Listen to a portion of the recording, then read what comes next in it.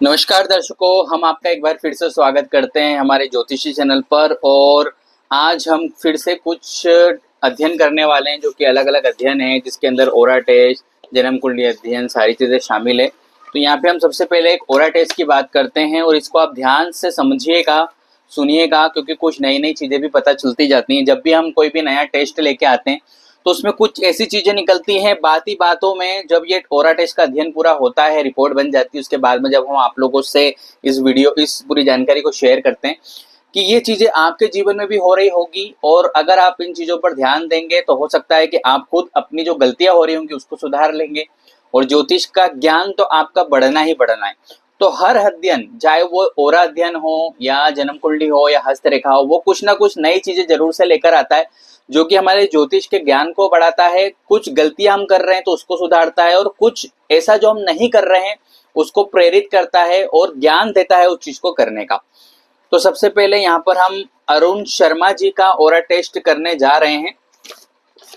अरुण शर्मा जी ने अपना फोटो भेजा था, ऑनलाइन टेस्ट करवाया था। ये अरुण शर्मा जी हैं। इनका हम ओरा टेस्ट करते हैं और जानते हैं इनके बारे में क्या निकल कर आता है, रिपोर्ट में क्या निकल कर आया है। ओरा टेस्ट तो इनका हो चुका है। इनके जो प्रश्न थे वो यही थे कि मेंटली डिस्टर्ब हैं, ये गुस्सा आता है, चिढ़ने लगते हैं, किसी काम में मन नहीं लगता है, एक जगह फोकस नहीं रहता है और आत्मविश्वास की कमी है। इस तरह के प्रश्न थे जो कि व्हाट्सएप के माध्यम से इन्होंने हमें भेजे थे ये टेस्ट करवाने के लिए। तो अब देखते हैं कि इनके टेस्ट में कौन सी जानकारियां निकलती हैं और क्या निकला है और क्या इनको हम बताने वाले हैं। तो अरुण जी, ये आपका ओरा टेस्ट अध्ययन हो गया है। रिपोर्ट हमने आपको व्हाट्सएप के माध्यम से ये भेज दी है। उसको आप रिपोर्ट को पूरा पढ़ सकते हैं, और जो भी हम आपको बताने और समझाने वाले हैं वो इसी रिपोर्ट के आधार पर ही बताने और समझाने वाले हैं। तो आपको डबल तरीके से ये समझ में आएगा, क्योंकि एक जो आप पढ़ेंगे उससे समझ में आएगा, और एक जो आप सुनेंगे, ये ऑडियो रिकॉर्डिंग जो आप तक पहुंचेगी, इससे समझ में आएगा। आपने जैसे बताया कि मेंटली डिस्टर्ब हैं आप, गुस्सा आ रहा है, चिड़चिड़ापन हो रहा है, किसी काम में मन नहीं लग रहा है, फोकस नहीं रह रहा, आत्मविश्वास की कमी हो रही है। ये जो 506 है, ये जितने भी लक्षण हैं, ये लगभग एक या दो ग्रहों के ही लक्षण होते हैं। क्योंकि ये सारी चीजें देने के लिए हमारे पास एक या दो ग्रह ही ऐसे होते हैं जो सक्षम होते हैं, जो इतनी सारी परेशानियां कर देते हैं। तो अब हम आपको आपका ओरा टेस्ट समझाते हैं और बताते हैं कि ये परेशानियां कहाँ से आ रही है और इसका उपाय क्या है।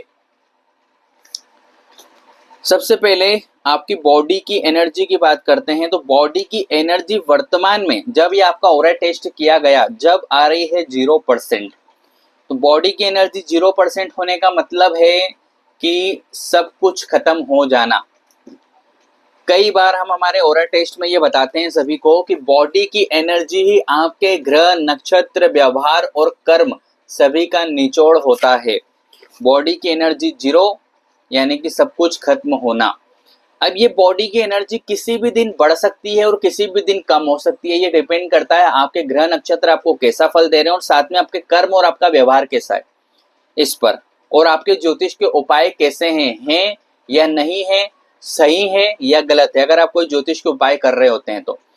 क्योंकि अगर कोई हम ज्योतिष के गलत उपाय कर लेंगे, यानी गलत कर्म कर लेंगे, तब भी हमारी बॉडी की एनर्जी 0 हो सकती है गलत होने के कारण। तो आपकी बॉडी की एनर्जी 0% अभी आ रही है, और आपकी सारी समस्याओं का यही बॉडी की एनर्जी है। जिस दिन ये बॉडी की एनर्जी आपकी 0 से 100% पॉजिटिव हो गई, आपकी ये सारी चीजें सही हो जाएंगी। आध्यात्मिक एनर्जी आपकी 50% है, ये भी कम है, ये भी 100% होना चाहिए। तंत्र बाधा कोई आप पर नहीं है, प्रेत बाधा भी नहीं है, मंगल दोष नहीं है, लेकिन कालसर्प दोष है। अब कालसर्प दोष अकेला सक्षम है किसी भी व्यक्ति को पीछे करने के लिए, जीवन में असफलता देने के लिए, काम में रोड़े अटकाने के लिए। काम नहीं बनेगा, काम होते होते 99% पे आके रुक जाएगा, पूर्ण नहीं हो पाएगा, उससे लाभ नहीं मिल पाएगा, मेहनत ज्यादा रहेगी और लाभ कम मिलेगा। ये सारी चीजें राहु केतु यानी कालसर्प दोष करा देते हैं। इसके बाद आपका पितृदोष भी आया है। पितृदोष, ये पितृदोष आपका आपके पिताजी की तरफ से तीसरी पीढ़ी से बना हुआ है। तीसरी पीढ़ी एक आप हो गए, एक आपके पिताजी और दादाजी की तरफ से पितृदोष बना हुआ है। तो पितृदोष के कारण भी बहुत सारी परेशानियां होती हैं। पितृदोष सबसे ज्यादा हमको मानसिक रूप से परेशान कर देता है, क्योंकि जो हमारे देव जो होते हैं, पितृजन जो होते हैं, वही खुद मानसिक रूप से परेशान होते हैं। भौतिक उनका कोई शरीर तो बचता नहीं है, सिर्फ वो मानसिक रूप से एक हवा में एक उनकी जो ऊर्जा रहती है वो बहती रहती है, जिसको हम आत्मा कहते हैं। तो जब वो परेशान रहेंगे तो वो हमें भी मानसिक रूप से परेशान कर देते हैं। तो इसका निदान करना जरूरी है। और ये दो इतने बड़े बड़े दोष हैं कि सबसे पहले अगर इनका निदान नहीं किया गया तो ज्योतिष के कोई भी और उपाय लगते ही नहीं है, हम पे काम ही नहीं करते हैं। बहुत से लोगों को आपने सुना होगा कि हमने रत्न पहने, रुद्राक्ष पहने, दान किया, पूजा पाठ की, मंत्र जाप किया, लेकिन कोई लाभ नहीं मिला। इसके पीछे यही 3 दोष होते हैं। पहला है मंगल दोष, दूसरा है कालसर्प दोष और तीसरा है पितृदोष। और सबसे ज्यादा प्रभावित करता है पितृदोष और कालसर्प दोष। कालसर्प दोष क्या करता है, सारी चीजों का जो प्रॉफिट है उसको जीरो कर देता है। अब ये वही बात वहीं पर घूम के आ जाएगी कि आपने कोई भी रत्न पहना है, रुद्राक्ष पहना है, दान करा है, बीज मंत्र का जाप करा, पूजा पाठ करी, लेकिन आपको लाभ ही नहीं मिला, क्योंकि इस कालसर्प दोष ने सारा प्रॉफिट, सारा बेनिफिट, लाभ आपका खत्म कर दिया। और पितृदोष क्या कर देता है, व्यक्ति की मानसिक स्थिति को खराब कर देता है, घर में संतान नहीं होने देता, पुरुष संतान को सबसे ज्यादा वो नुकसान पहुंचाता है। ये सब पितृदोष के लक्षण है। तो जब इन 2 दोषों की, और इसमें मंगल दोष भी मिला लेते हैं, मंगल दोष, इन 3 दोषों की शांति पूजा कर दी जाती है या इनका शांति दान कर दिया जाता है, तब हमारे दूसरे ग्रह नक्षत्र अच्छे से खुलकर हमको लाभ देने लग जाते हैं हमारे जीवन में। फिर हमारा पहना हुआ रत्न भी काम करता है, जो हम गले में रुद्राक्ष धारण करते हैं, वो कोई ताबीज धारण करते हैं, सब कुछ काम करता है। तो ये जो है हमारे ग्रहों के कारण होता है। तो अरुण शर्मा जी, पितृदोष हमने बताया आपको। आगे बढ़ते हैं आपके टेस्ट में। वर्तमान में सूर्य ग्रह आपका नेगेटिव है 100%, चंद्रमा नेगेटिव 100%, मंगल ग्रह पॉजिटिव है 100%। देखिए, सूर्य ग्रह नेगेटिव पितृदोष का प्रमुख कारण, चंद्रमा नेगेटिव 100%, मानसिक स्थिति खराब होना, मंगल ग्रह पॉजिटिव 100%, परेशानी में घिरा रहने के बावजूद भी व्यक्ति के अंदर एक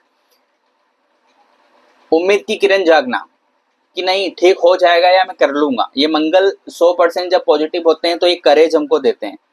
बुध ग्रह पॉजिटिव 100%, बुद्धि देना, बुद्धि ऐसी कि मुझे ये परेशानी है और मैं इसे जानता हूं, फिर मैं उपाय कर लूंगा। और ये बहुत बड़ी बात है। ये देखिए बुध ग्रह, ये बुध ग्रह आपको समझाते हैं। बुध ग्रह है हमारी बुद्धि और गुरु ग्रह है हमारा ज्ञान। तो बुद्धि बड़ा या ज्ञान, ये क्वेश्चन यहाँ पर क्रिएट होता है। कई लोग बुद्धि और ज्ञान को बिल्कुल एक समान समझते हैं कि ये दोनों एक ही चीज है। ये दोनों एक चीज नहीं है, बुद्धि अलग है, ज्ञान अलग है।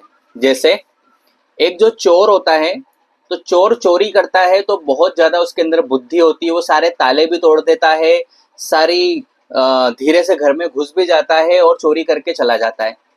तो उसकी बुद्धि बहुत तेज है, जब भी तो कर पा रहा है। कोमा में कब पड़ा हुआ व्यक्ति कोई भी या पागल व्यक्ति चोरी नहीं करेगा, क्योंकि उसके अंदर इतनी बुद्धि नहीं होगी।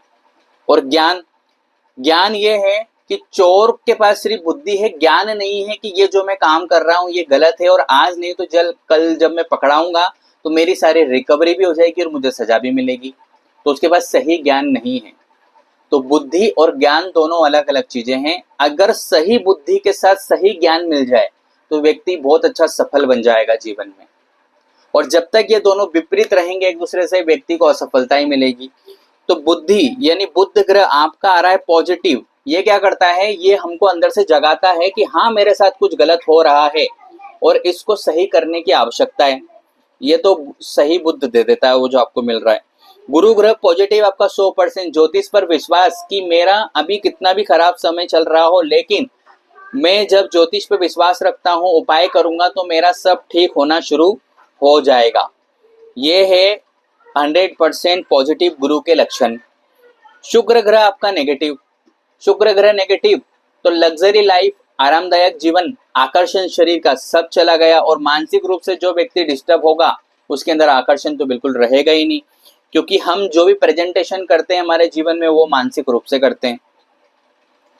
शनि ग्रह पॉजिटिव 40%, लेकिन सूर्य ग्रह नेगेटिव 100%, पितृदोष का निर्माण हो गया। शनि सूर्य दोनों अगर नेगेटिव हो तो और ज्यादा गहरा पितृदोष बन जाता है।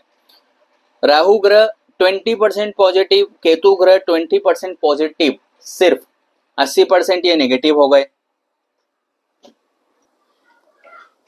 तो 20%, 10% ये वाला जो राहु और केतु ग्रह होता है ये भी कोई ज्यादा अच्छे रिजल्ट देने वाले नहीं होते हैं। एक कारण ये भी हो गया।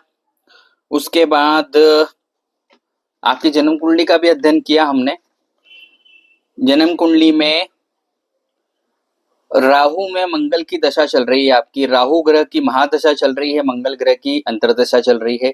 अब देखिए यहाँ पे समझने की कोशिश कीजिएगा परेशानी कहाँ कहाँ से आ रही है। एक तो ओरा टेस्ट में कालसर्प दोष आया है, ऊपर से राहु ग्रह की कुंडली में महादशा चल रही है, और राहु और मंगल दोनों ही कुंडली में अशुभ होकर बैठे हैं और साथ में बैठे हैं। एक तो राहु भी अशुभ, मंगल भी अशुभ और साथ में युति बनाकर बैठे हैं। तो परेशानी कितनी जगह से बढ़ रही है, बहुत सारी जगह से बढ़ रही है। और इसी कारण से राहु की सबसे ज्यादा मार अभी आपको पड़ रही है, राहु सबसे ज्यादा डिस्टर्ब कर रहा है। अब आप मानसिक रूप से परेशान क्यों हैं? सबसे पहले हम क्या करते हैं, किसी भी अध्ययन में, चाहे वो ओरा अध्ययन हो, हमारे यहाँ हस्तरेखा अध्ययन हो या फिर जन्म कुंडली अध्ययन हो, सबसे पहले तो हम वजह ढूंढते हैं कि किस वजह से व्यक्ति को परेशानी आ रही है, वो कारण क्या है, और फिर उसका उपाय निकाल देते हैं। जब वो व्यक्ति उपाय करता है तो वो बिल्कुल ठीक हो जाता है। तो ये वजह ढूंढना ही सबसे मेन कारण है, क्योंकि वजह ही हर कोई सही नहीं ढूंढ पाता है कि एक्चुअल में परेशानी कहां से। तो अगर मेन अभी बात करें तो पितृदोष तो आपको प्रभावित कर ही रहा है, लेकिन उससे पहले ये जो राहु, कालसर्प दोष का जो राहु है ये आपको सबसे ज्यादा तकलीफ दे रहा है। और राहु होता है हमारा सर, ये जो सर का एरिया है ये राहु है।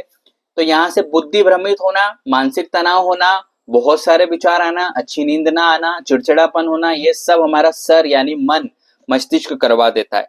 तो ये सब आपको हो रहा है, तो ये वजह है। अब हम आपको बताते हैं इसके उपाय। यहाँ पर हमने वजह ढूंढ ली, परेशानी की जो वजह है वो सारी चीजें ढूंढ ली। अब हम उपाय पे बात करेंगे।